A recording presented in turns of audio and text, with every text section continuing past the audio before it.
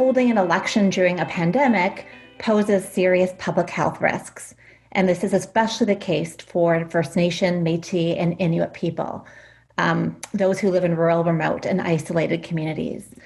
Indigenous peoples are at greater risk when it comes to COVID-19 due to overcrowded housing, food insecurity, and poverty linked to poor health outcomes.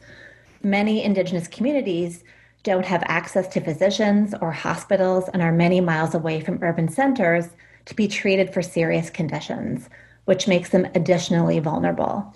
Given the pandemic, we were drawn to expand the research to help support more communities in this particular time of need, especially when there was pressure being exerted, as Dr. Gabel said, on some communities to hold elections despite public health risks.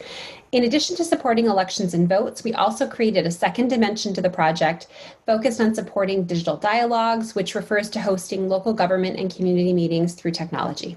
In our research, we want to learn how online voting can contribute to the capacity of Indigenous communities to ratify community-based legislation, and what potential is there for digital technology to enhance or limit community capacity and self-determination in the future.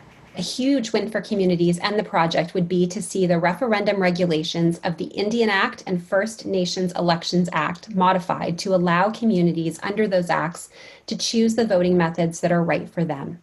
Giving communities these options they should have, will better enable them to take action in future crises and opt for a voting platform or combination of methods that works for their communities and meets the needs of their citizens. For many of the Indigenous communities that we have worked with over the years, their hope is that online voting will reduce barriers to participation, give their citizens greater voice, and contribute to sustainable governance structures.